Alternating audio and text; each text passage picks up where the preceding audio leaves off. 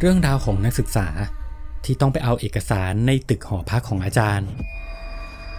แต่เหมือนกับว่าเขาได้หลงเข้าไปในสถานที่ที่หนึ่งที่ตัวเขาเองก็ไม่รู้ว่าเขาเข้ามาที่นี่ได้ยังไงและสถานที่นี้เองที่ได้พาเขาไปพบเจอกับเรื่องราวหลอนๆกับเรื่องที่มีชื่อว่าคุณนิสิต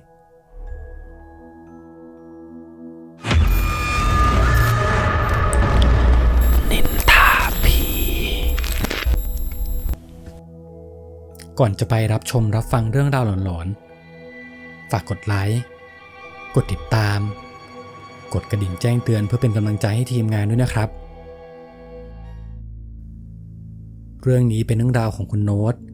เหตุการณ์ย้อนกลับไปเมื่อ10 กว่าปีก่อนช่วงที่คุณโน้ตยังเรียนอยู่มหาลัยตอนนั้นคุณโน้ตกับเพื่อนอีก2 คนชื่อว่าโอ๊คและตั้มได้รวมกลุ่มกันเพื่อที่จะทำงานวิจัยกลุ่มส่งอาจารย์โดยมีอาจารย์ที่ปรึกษาอีก2 คนชื่อว่าอาจารย์ทีและอาจารย์คิวช่วยให้คำแนะนำในวันนั้นทั้งคุณโน้ตและอาจารย์ก็ได้นั่งคุยกันตั้งแต่บ่าย 3ด้วยความที่รายละเอียดค่อนข้างเยอะเวลาก็ผ่านไปจนเย็นมากแล้วก็ยังคุยกันไม่เสร็จอาจารย์ทีเลยชวนคุณโน้ตให้ไปคุยงานกันต่อที่ร้านอาหารแห่งหนึ่งใกล้ๆกับมหาลัยตอนนั้นก็คุยกันไปด้วยสั่งเครื่องดื่มและอาหารมาทานกันไปด้วย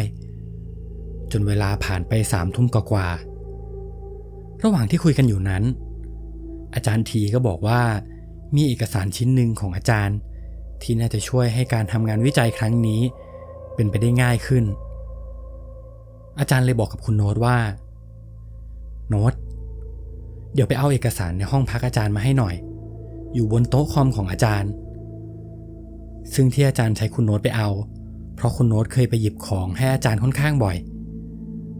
แต่ด้วยความที่ตอนนั้นคุณโน้ตเองก็ยังไม่อยากจะลุกไปเพราะมีเรื่องต้องถามอาจารย์อีกเยอะเขาเลยหันไปหาเพื่อนที่ชื่อโอ๊คแล้วก็พูดว่าไอ้โอ๊คมึงไปเอาเอกสารมาแทนกูหน่อยสิแต่โอ๊คเองก็เหมือนจะไม่อยากจะไปคุณโน้ตเลยบอกว่ามึงไปเอาให้หน่อยนะตอนนี้มึงยังว่างอยู่กูต้องรีบคุยงานกับอาจารย์ต่อโอ๊คเลยปฏิเสธไม่ได้สุดท้ายเขาก็ต้องไปหยิบมาให้แต่ด้วยความที่โอ๊คไม่เคยไปหออาจารย์เลยสักครั้งคุณโน้ตเลยต้องบอกทางเขาไปว่าให้ตรงจากหน้ามหาลัยเข้าไปด้านหลังเรื่อยๆก็จะเจอกับ3 แยกแล้วให้เลี้ยวซ้ายไปอีกประมาณ200 เมตรก็จะเจอกับหอพักของอาจารย์ที่มีอยู่3 ตึกให้จอดตึกแรกเลยที่มีทั้งหมด12 ชั้นห้องของอาจารย์ทีจะอยู่ชั้น2ห้อง205ประตูไม่ได้ล็อกเข้าไปได้เลยพออธิบายเสร็จโอ๊คก็รีบขับมอเตอร์ไซค์ออกไประหว่างนั้นคุณโน้ตก็นั่งคุยกับอาจารย์ต่อจนเวลาผ่านไปเกือบ5 ทุ่ม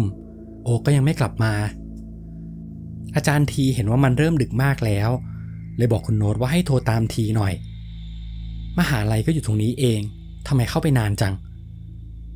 คุณโน้ตเลยหยิบมือถือขึ้นมาโทรไปตามเพื่อนแต่พอโทรไปติดเพื่อนเขากลับไม่รับสายเขาเลยคิดว่าเพื่อนน่าจะแวะไปทำธุระเลยบอกอาจารย์ไปว่ามันไม่รับสายครับอาจารย์น่าจะแวะไปที่อื่นเดี๋ยวก็คงมาครับแล้วทุกคนก็นั่งคุยกันต่อแต่ไม่ถึง5 นาทีโอ๊คก็โทรกลับมาพอคุณโน้ตรับสายยังไม่ทันที่เขาจะพูดอะไรโอ๊คก็พูดน้ำเสียงแตกตื่นเลยว่าไอ้โน้ตกูโดนผีหลอกเสียงที่เขาได้ยินเหมือนว่าโอ๊คขับมอเตอร์ไซค์ไปด้วยพูดไปด้วยเพราะมีเสียงลมค่อนข้างดังคุณโน้ตก็งงกับสิ่งที่โอ๊คพูดเขาเลยถามไปว่าผีหลอกมึงพูดอะไรของมึงเนี่ยกูงงอธิบายให้ฟังหน่อยสิแล้วโอ๊คก็ตอบกลับมาว่าเดี๋ยวก่อนกูใกล้ถึงแล้วจากนั้นโอ๊คก็ตัดสายไปคุณโน้ตเห็นท่าไม่ดีเขาเลยเดินไปที่หน้าร้านเพื่อรอโอ๊ค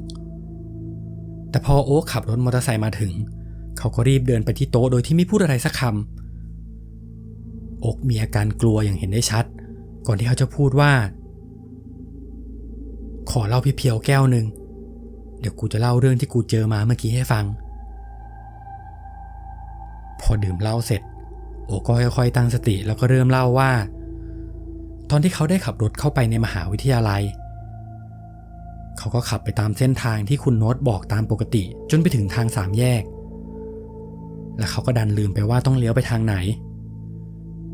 โอ๊คจอดรถคิดอยู่สักพักก็คิดว่าน่าจะต้องเป็นทางขวาแน่ๆเขาเลยตัดสินใจเลี้ยวขวาแล้วพอขับต่อไปได้สักพักก็เจอกับหอพักของอาจารย์จริงๆที่มีทั้งหมด12ชั้นไฟในตึกด้านล่างยังคงเปิดอยู่และเขาก็จำได้ว่าที่คุณโน้ตบอกคือต้องมี3ตึกติดต่อกันแต่นี่กลับมีแค่ตึกเดียวซึ่งเขาก็ยังคงคิดในแง่ดีว่าเขาคงจะฟังผิดไปเองเขาเลยจอดรถที่ริมฟุตบาททางเข้าตึกลักษณะตึกด้านล่างจะเป็นลานโล่งๆมีเคาน์เตอร์ตั้งอยู่ตรงกลางด้านขวาก็จะเป็นลิฟต์ส่วนด้านหลังเคาน์เตอร์ก็จะเป็นบันไดสำหรับขึ้นไปชั้น2ซึ่งตรงกลางบันไดก็จะมีชั้นพักกว้างๆอยู่ด้วยตอนนั้นไฟก็ค่อนข้างสว่างแล้วห้องอาจารย์ทีก็อยู่แค่ชั้น2โอ๊คเลยตัดสินใจเดินขึ้นบันไดไปแต่พอเดินไปถึงชั้นพักกำลังจะขึ้นไปที่ชั้น2อยู่ๆก็มีเสียงเรียกมาจากด้านบนเธอมาทำอะไรที่นี่พอโอ๊คหันไปมองก็เห็นเป็นผู้หญิงคนหนึ่งอายุประมาณ50กว่าปีสวมเสื้อยืดสีขาวกระโปรงสีกากีถือกระเป๋าลายดอกไม้ลักษณะเธอน่าจะเป็นอาจารย์ในมหาวิทยาลัยแต่โอ๊คก็ไม่เคยเห็นหน้าเขาคิดว่าน่าจะเป็นอาจารย์ที่สอนคณะอื่นและพอโอ๊คเล่ามาถึงตรงนี้อยู่ๆอาจารย์ทีก็ยื่นมาจับที่แขนของโอ๊คแล้วแกก็มีสีหน้าเหมือนจะร้องไห้คุณโน้ตเห็นแบบนั้นเลยถามอาจารย์ไปว่าอาจารย์เป็นอะไรหรือเปล่าครับแต่อาจารย์ทีก็บอกว่าไม่มีอะไรเล่าต่อโอ๊คบอกว่าผู้หญิงคนนั้นค่อยๆเดินลงมาจนมาอยู่ด้านหน้าของเขาแล้วเธอก็ถามเขาว่าเธอมาทำอะไรที่นี่โอ๊คเลยบอกไปว่าพอดีผมมาเอาเอกสารให้อาจารย์ทีครับแกเป็นอาจารย์ที่คณะของผมผู้หญิงคนนั้นเหมือนจะยืนคิดอยู่สักพักแล้วก็พูดว่าทีพร้อมกับพูดชื่อจริงของอาจารย์ขึ้นมาแล้วก็ถามโอ๊คว่าใช่คนนี้ไหมโอ๊คก็ตอบไปว่าใช่ครับพอดีผมกำลังคุยงานวิจัยกับแกเลยให้เข้ามาเอาเอกสารครับแล้วผู้หญิงคนนั้นก็ยิ้มพร้อมกับพูดว่า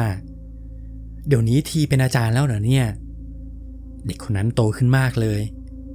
สีหน้าเธอดูดีใจมากๆโอ๊คก็งงว่าเธอจะดีใจอะไรขนาดนั้นแต่สิ่งที่เขารู้สึกว่ามันผิดปกติก็คือทุกครั้งที่เธอพูดเสียงของเธอจะก้องดังมากๆแต่เขาก็ไม่ได้คิดอะไรน่าจะเป็นเพราะบริเวณนั้นมีลักษณะคล้ายกับโถงเสียงน่าจะก้องเป็นปกติในตอนนั้นเองอยู่ๆก็มีเสียงเรียกดังมาจากด้านหลังของเขาคุณนิสิตโน้ตรีบหันกลับไปดูก็เห็นว่าเป็นลุงรปภ.คนหนึ่งปั่นจักรยานมาเทียบกับรถมอเตอร์ไซค์ของเขาแล้วก็ตะโกนถามเขาว่าคุณนิสิตคุณมาทำอะไรตรงนี้ตอนนั้นโอ๊คก็ยังงงกับคำเรียกของลุงเพราะไม่เคยเจอรปภ.คนไหนเรียกนักศึกษาแบบนี้มาก่อนแล้วหน้าตาลุงก็ดูไม่ค่อยจะคุ้นหน้าคุ้นตาชุดก็เป็นชุดยามเก่าๆสีเหลืองๆน่าจะเป็นยามที่เฝ้าอยู่ด้านหลังวิทยาลัยโอ๊คเลยตะโกนตอบลุงไปว่าผมมาเอาของให้อาจารย์ทีครับพอดีผมเจออาจารย์ผู้หญิงตรงนี้เลยยืนคุยกับแกอยู่ครับพอพูดจบ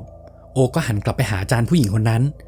แต่สิ่งที่เขาเจอกลับทำให้เขาช็อกจนทำอะไรไม่ถูกเพราะด้านหลังของเขาไม่มีอาจารย์ผู้หญิงคนนั้นแล้วพอมองไปรอบๆตรงนั้นก็มืดไปหมดไม่มีไฟสักดวงตึกจากที่เป็นตึกใหม่ๆก็กลายเป็นตึกเก่ามีหยักใยรอยแตกร้าวและรอยผุพังของปูนอยู่ทั่วตึกและลิฟต์ที่เขาเห็นก่อนหน้านี้ก็ไม่มีโอ๊คถึงกับก้าวขาไม่ออกเขารู้แล้วว่าตอนนี้เขาเจอดีเข้าให้แล้วซึ่งตอนนั้นมันมืดมากไม่มีไฟสักดวงมันต่างจากตอนแรกที่เขาเข้ามาอย่างสิ้นเชิงโอ๊คค่อยๆตั้งสติแล้วก็หยิบมือถือมาเปิดไฟฉายแล้วเขาก็ค่อยๆเดินลงบันไดมาช้าๆแล้วก็รีบตรงไปหาลุงยามตอนนั้นโอ๊คบอกว่าเขาสับสนไปหมดไม่รู้ว่านี่มันเกิดอะไรขึ้นรปภ.ก็ถามโอ๊คว่า คุณนิสิตคุณเข้ามาในนี้ได้ยังไงแต่ด้วยความที่โอ๊คยังอยู่ในอาการช็อกเขาก็ตอบน้ำเสียงสั่นๆไปว่า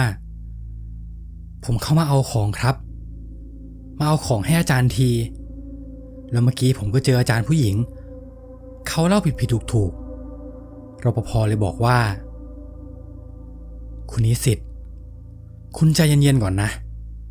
ผมจะถามคุณใหม่คุณเข้ามาในนี้ได้ยังไงโอ๊คก็ตอบไปว่าผมขับรถมอเตอร์ไซค์เข้ามาครับแต่ลุงรปภก็ถามต่อว่าไม่ใช่ผมหมายถึงคุณขับรถเข้ามาในนี้ได้ยังไงเพราะประตูรั้วมันปิดมันเปิดไม่ได้โอ๊คยิ่งงงไปใหญ่หันไปถามรปภว่ารั้วอะไรล่ะครับผมเข้ามาไม่เห็นมีรั้วรปภเลยชี้ไปที่ด้านหน้าก็เห็นว่าระยะทางประมาณ10 เมตรมีรั้วขั้นถนนอยู่ซึ่งจุดนั้นจะมีไฟถนนอยู่1 ดวงและสิ่งที่โอ๊คเห็นคือที่รั้วถูกปิดตายโดยมีไม้ท่อนยาวๆท่อนหนึ่งขั้นประตูเอาไว้แล้วด้านข้างทั้งสองฝั่งก็เป็นป่ารกทึบลุงรปภเลยบอกว่าคุณเข้ามาได้ยังไงขนาดจักรยานของผมกว่าจะเอาเข้ามาได้ผมยังต้องยกจักรยานอ้อมป่าเลยโอ๊คพูดอะไรไม่ออกเขายังไม่เชื่อสายตาตัวเองเลยขับมอเตอร์ไซค์เข้าไปใกล้ๆกับรั้วจากนั้นก็เปิดไฟมอเตอร์ไซค์ทิ้งไว้ก็เห็นว่าไม้ถูกตอกตะปูปิดรั้วไว้จริงๆแล้วเขาเข้ามาได้ยังไงเมื่อกี้เขาเจอกับอะไรคำถามอยู่เต็มหัวเขาไปหมดรปภเหมือนจะเห็นว่าอาการของโอ๊คไม่ค่อยจะดีเขาเลยเดินมาแตะที่ไหล่โอ๊คพร้อมกับพูดว่าคุณนิสิตคุณค่อยๆตั้งสตินะโอ๊คเลยถามลุงรปภไปว่าแล้วผมจะออกไปได้ยังไงครับลุงรปภบอกว่ามีทางเดียวคุณนิสิตผมว่าคุณต้องถีบประตูเลยเดี๋ยวถ้าถีบหลุดแล้วพรุ่งนี้เดี๋ยวผมจะมาตอกปิดใหม่เองโอ๊คค่อยๆรวบรวมสติแล้วก็พยายามถีบประตูรั้วระหว่างที่ถีบอยู่สักพักอยู่ๆก็มีแสงรถมอเตอร์ไซค์มาจากด้านนอกกำลังขับเข้ามาใกล้เขาพอมอเตอร์ไซค์เข้ามาใกล้เรื่อยๆมอเตอร์ไซค์ก็เริ่มบีบแตรก่อนที่จะมาหยุดที่หน้ารั้วเขาเห็นเป็นรปภอีกคนรปภคนนี้ทำสีหน้าตกใจแล้วก็ถามคุณโอ๊คไปว่าน้องมาทำอะไรอยู่ตรงนี้แล้วน้องเอามอเตอร์ไซค์เข้าไปได้ยังไงโอ๊คก็บอกว่าผมก็ไม่รู้เหมือนกันพี่ตอนนี้พี่ช่วยถีบประตูพาผมออกไปก่อนพี่รปภเลยบอกว่าเดี๋ยวน้องเดี๋ยวประตูมันพังเดี๋ยวพี่ขับรถไปเอาอุปกรณ์มาดีกว่าแต่โอ๊คก็บอกว่าถีบเลยพี่ลุงรปภที่อยู่ข้างในบอกว่าเดี๋ยวแกต่อกลับให้คืนพอเขาพูดจบยามก็ทำสีหน้างงๆแล้วเขาก็พูดขึ้นว่าลุงรปภไหนน้องโอ๊คก็บอกว่าก็ลุงรปภไงครับแล้วเขาก็หันหลังกลับไปหาลุงแต่สิ่งที่เขาเห็นกลับทำให้เขาช็อกยิ่งกว่าเดิมโอ๊คเกือบจะสติแตกเพราะตรงนั้นไม่มีลุงไม่มีแม้กระทั่งจักรยานของลุงด้านหลังเขามีเพียงความมืดกับตึกร้างๆเขาหันไปหารปภข้างนอกพี่ลุงหายไปไหนเมื่อกี้ลุงรปภยังปั่นจักรยานมาอยู่ข้างๆผมเลยแล้วก็เรียกผมคุณนิสิตพอเขาพูดคำนี้จบพี่รปภถึงกับพูดขึ้นว่าเดี๋ยวนะคุณบอกว่าลุงรปภเรียกคุณว่าคุณนิสิตเหรอสีหน้ารปภดูเหมือนจะช็อกเหมือนกันเขาบอกว่าเดี๋ยวผมโทรตามรปภคนอื่นให้รีบเอาอุปกรณ์มาก่อนแล้วสักพักก็มีรปภกับมอเตอร์ไซค์อีก2 คันพร้อมกับอุปกรณ์สำหรับรื้อไม้กั้นรั้วออกซึ่งตอนนั้นเป็นช่วงที่คุณโน้ตโทรหาโอ๊คพอดีแต่โอ๊คไม่ได้รับสายเพราะเขามัวแต่ตั้งใจจะออกจากตรงนี้ไปให้ได้ก่อนแล้วพอเขาออกมาจากรั้วนั้นได้รปภก็บอกว่าลุงที่น้องเจอเรียกน้องว่าคุณนิสิตใช่ไหมตอนนั้นสติของโอ๊คเองก็ไม่อยู่กับเนื้อกับตัวแล้วเขาตอบไปว่าใช่ครับ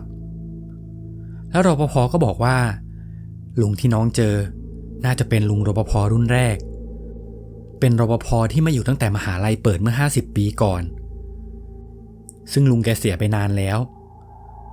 แกก็จะติดนิสัยเรียกนักศึกษาคนอื่นๆว่าคุณนิสิตแล้วหลังจากที่แกเสียก็มักจะมีคนเจอวิญญาณแกอยู่เรื่อยๆบางคนก็ได้ยินเสียงเรียกว่าคุณนิสิตบ้างซึ่งส่วนใหญ่คนที่เจอจะเป็นนักศึกษาที่หนีเที่ยวแล้วก็กลับมาหอพักในตอนกลางคืนพอรู้เรื่องทั้งหมดโอ๊คเลยรีบขับกลับมาที่ร้านอาหารแล้วก็โทรหาคุณโน้ตซึ่งในคืนนั้นโอ๊คก็ได้ดื่มไปค่อนข้างหนักแล้วนอนหลับอยู่ที่ร้านเลยไม่กล้ากลับเข้าไปในหอเพราะกลัวว่าจะเจอลุงมาหลอกเอาแล้วพอเช้าวันรุ่งขึ้นทุกคนก็มาเจอกันที่มหาลัยอีกครั้งคุณโน้ตจำอาการของอาจารย์ทีได้ตอนที่โอ๊คเล่าเขาเลยถามอาจารย์ไปตรงๆเลยว่าอาจารย์ผมถามตรงๆเลยนะครับวิญญาณผู้หญิงที่โอ๊คเจออาจารย์รู้จักไหมครับเมื่อคืนผมเห็นว่าอาจารย์มีอาการแปลกๆอาจารย์ทีเลยบอกว่าวิญญาณที่โอ๊คเจอน่าจะเป็นวิญญาณอาจารย์แม่แกเป็นอาจารย์เก่าแก่ที่นี่ซึ่งแกเป็นคนสอนอาจารย์ทีมาก่อนแต่แกก็เสียไปนานมากแล้วคงจะจำชื่ออาจารย์ทีได้ส่วนอาจารย์คิวก็เหมือนจะนึกอะไรขึ้นได้บางอย่างแกบอกว่าตึกที่โอ๊คไปน่าจะเป็นตึกเก่าแกรีบโทรหาเพื่อนแกที่เป็นอาจารย์อีกคนก็ได้ความมาว่าอาคารนั้นเป็นอาคารร้างที่อยู่หลังมหาวิทยาลัยซึ่งเป็นที่พักเก่าของพวกอาจารย์แต่ตึกนั้นเกิดเหตุการณ์ฆ่าตัวตายค่อนข้างเยอะซึ่งตายกันแบบต่อเนื่องแบบไม่มีสาเหตุทางมหาลัยได้นำพระมาสวดทำพิธีไปแล้วแต่ก็ยังไม่ดีขึ้นแล้ววิญญาณก็เริ่มมาหลอกมาหลอนคนในอาคารเยอะขึ้นเรื่อยๆจนคนในอาคารอยู่กันไม่ได้ต้องปิดตายแล้วก็ไม่ได้ใช้งานที่อาคารนั้นอีก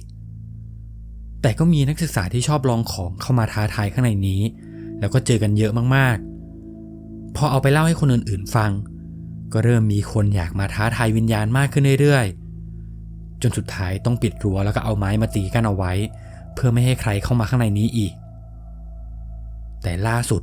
ก็มีโอ๊คหลุดเข้าไปข้างในแต่โชคยังดีที่โอ๊คยังออกมาได้และนี่ก็เป็นเรื่องราวทั้งหมดที่คุณโน้ตได้เล่าให้ฟังใครมีเรื่องราวหลอนๆอยากให้เราเล่าให้ฟังก็สามารถส่งมาได้ทางแฟนเพจ Facebook ได้เลยนะครับเรื่องหน้าเราจะเอาเรื่องราวหลอนๆเรื่องไหนมานินทาให้ทุกคนได้ฟังกันฝากติดตามกันด้วยนะครับสวัสดีครับ